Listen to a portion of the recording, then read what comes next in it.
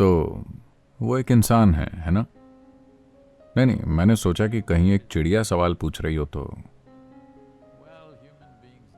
तो इंसानों के पास एक मोर की तरह सुंदर पंख नहीं होते।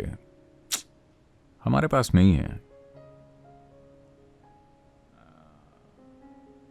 हम उन्हें पहन सकते हैं, लेकिन वो सिर्फ पहनी हुई चीज होगी। वो मोर के पंख की तरह नहीं होगा। तो उन चीजों में अचंभा देखना आसान होता है जिनके साथ आपको कुछ साझा नहीं करना होता। दुनिया में एक ऐसी पूरी संस्कृति बड़ी हो रही है जहां लोग कहते फिरते हैं कि मैं पूरी मानवता से प्यार करता हूं, लेकिन मैं अपने बगल में बैठे आदमी को सहन नहीं कर सकता। उदाहरण के लिए, भगवान से प्यार करना बहुत आसान है, क्योंकि वो कभी भी आकर डिनर टेबल पर आपके साथ नहीं बैठते।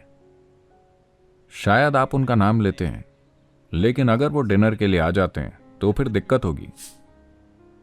चूंकि वो कभी आते नहीं हैं, आप जो कुछ भी उन्हें अर्पित करते हैं, आपको साफ पता होता है कि वो सिर्फ आपको ही खाने को मिलेगा। हाँ हाँ, अगर वो खाना शुरू कर दें तो अर्पण हवा में उड़ जाएगा। मुझे ये बताना होगा, ऐसा हुआ। अलग अलग धर्म के भिखारियों की एक संस्था है।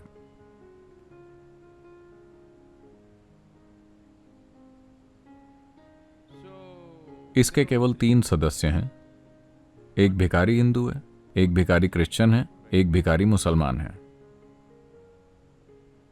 तो वो कह रहे थे कि वो बहुत धार्मिक हैं, लेकिन उनके आर्थिक हालातों के कारण उन्हें साथ रहना पड़ता है, वरना वो लड़ाई करेंगे। तो एक दिन वो पेड़ के नीचे मिले और हिंदू भिखारी ये दिखाना चाहता था कि वो वाकई में एक भक्त है। उसने कहा, देखो, हर दिन मुझे भीख में जो कुछ भी मिलता है, आमतौर पर मुझे जितने भी पैसे मिलते हैं जिसमें सिक्के होते हैं और अलग अलग तरह के छोटे नोट होते हैं, मैं एक बड़ा सा ओम लिखता हूं, ओम, और फिर मैं सारा पैसा ऊपर उछालता हूं। ओम के ऊपर जो कुछ भी गिरता है वो शिव का है, बाकी मेरा है।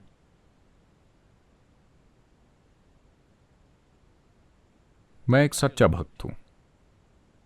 ओम तो आप जानते हैं, बड़ी सी पूंछ और ऐसा ऐसा और वो सब। मुसलमान भिखारी ने कहा, मैं भी ऐसा ही कुछ करता हूं, लेकिन हमारे लिए पहले दिन का चांद पाक होता है, पहले दिन का पतला सा चांद। मैं पहले दिन के चांद का एक चित्र बनाता हूं और फिर पैसे उछालता हूं। जो कुछ भी चांद पर गिरता है वो अल्लाह का है, बाकी मेरा है।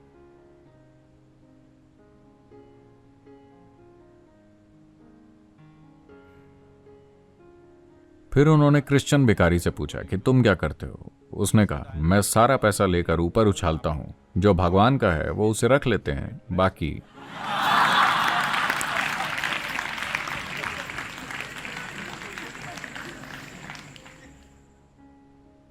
इस तरह एक मोर को प्यार करना आसान है, जो नाच रहा है और जो सुंदर है, क्योंकि वो आपसे कुछ मांगता नहीं है। दरअसल वो आपको पसंद भी नहीं करता, वो आपको कोई महत्व नहीं देता। क्या आपने गौर किया है कि हमारे मोर आपको कैसे देखते हैं?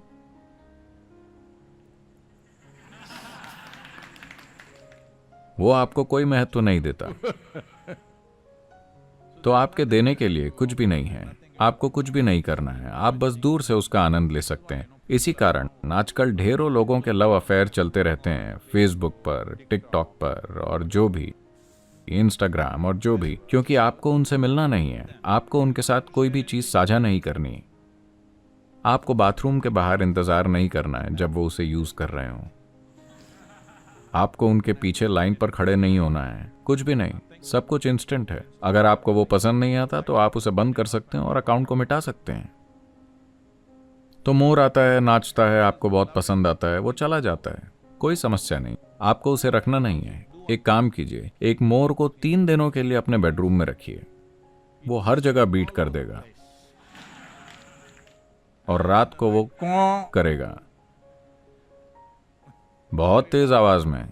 लोगों को शायद पता ना हो, हर दिन मैं जहां रहता हूं वो उसकी छत में होते हैं, पै पू वो सुबह सुबह शुरू हो जाते हैं, ठीक है। तो अपने घर में एक मोर को 3 दिनों के लिए रखिए, फिर देखते हैं कि आप उनको कितना पसंद करते हैं। तो इंसान एक मुश्किल प्रजाति है, इसमें आप भी शामिल हैं। तो इसे ये मत देखिए, हम बात कर रहे हैं कि नस्ल, धर्म, जाति, पंथ, लिंग का भेद नहीं होना चाहिए। इस बारे में बहुत सारी बातें चल रही हैं। मैं आपको बता रहा हूं, प्रजातियों के बारे में भी लकीर मत खींचिए। क्यों? मैं एक बंदर से प्यार करता हूं, लेकिन मैं एक इंसान से प्यार नहीं कर सकता। इसका मतलब है कि आपके भीतर एक विकासवादी समस्या है। मुझे बंदरों से प्यार है, लेकिन मैं इंसानों को नहीं सह सकता। इसका क्या मतलब है? आपको विकास पसंद नहीं है? तो ये बहुत आकर्षक लगता है जब एक बंदर हर जगह कूदता रहता है, एक शाखा से दूसरी शाखा तक। शानदार। बस एक दिन शिव पादम में अपनी खिड़की खुली रखें, कुछ बंदर आपके कमरे में आ गए, आप गए काम से। वो खाएंगे, वो फाड़ेंगे, वो पूरी जगह पर गंदगी करेंगे, वो वहां मौजूद हर चीज को बर्बाद कर देंगे और चले जाएंगे। अब आप आकर कहेंगे, वाह मेरे प्यारे बंदर, उन्होंने कितना बढ़िया काम किया है। नहीं, ये उस तरह काम नहीं करेगा। तो ठीक है, कम से कम आप पक्षियों का आनंद ले रहे हैं, ये अच्छा है। ये एक प्रकार की लॉबी है जिसे पक्षी विज्ञानी कहा जाता है। आप पक्षियों का आनंद लेते हैं, पक्षियों का अध्ययन करते हैं या पक्षियों का आनंद लेते हैं, बर्ड वॉचिंग। लेकिन वही पक्षी अगर आपके कमरे में घुस जाएं तो बात अलग है। इंसानों के साथ समस्या ये है कि आप हर जगह उनका सामना करते हैं। वो आपके घर में हैं, वो आपके ऑफिस में हैं, वो हर जगह हैं। वो बस कहीं दूर नाच नहीं रहे हैं। अगर वो बस दूर से नाच रहे होते तो आप उन्हें भी पसंद करते। समस्या ये है कि आपको उनके साथ काम करना होगा, आपको उनके साथ रहना होगा, आपको हर दिन उन्हें मैनेज करना होगा। ये एक समस्या है। तो मैं चाहता हूं कि आप इसे समझें। इसमें कुछ भी गलत नहीं है कि आप एक नाचते हुए मोर को पसंद करते हैं, उसकी सराहना करते हैं, ये बिल्कुल ठीक है। आपको उसे तब भी पसंद करना चाहिए जब वो नाच न रहा हो, ये ठीक है। लेकिन मेंढक कह रहा है कि सांप कहाँ है? जब मोर होते हैं तो वो सांपों को खा जाते हैं। हर कुछ दिनों में मैं सांपों को लाकर उन्हें बगीचे में छोड़ रहा हूं, लेकिन ये मोर कुछ ही समय में उन्हें खा जाते हैं। आपको मोर पसंद होंगे, मैं भी उन्हें पसंद करता हूं, लेकिन मैं चाहूंगा कि कुछ सांप भी घूम रहे हों, लेकिन वो सभी कुछ ही समय में खा लिए जाते हैं। तो दूरी होने पर प्यार करना आसान होता है। देखिए, इस वायरस के समय में कई लोग अभी वो किस बारे में शिकायत कर रहे हैं? उनके प्रियजन, वो उनके साथ घर में बंद हैं। बड़ी मुसीबत। घरेलू हिंसा बढ़ गई है, पता है? कुछ लोग कह रहे हैं कि 100%। कुछ देशों में हर तरह की परेशानियां, हर कोई पूछ रहा है, सलाह मांग रहा है, क्या करें, इस परिवार को कैसे मैनेज करें। ये वही लोग हैं जिनकी आप कमी महसूस कर रहे थे, क्योंकि वो हर दिन ऑफिस जाते थे। आप इतने लंबे समय के लिए क्यों चले गए? लेकिन अब वो घर पर हैं और मुसीबत बने हुए हैं। दूरी एक अद्भुत चीज है। मौत एक शानदार चीज है। देखिए, मरे हुए लोगों को हमेशा सभी प्यार करते हैं। क्या आपने इस पर गौर किया है? जैसे ही उनकी मौत हुई, अचानक वो पूजा के योग्य बन गए।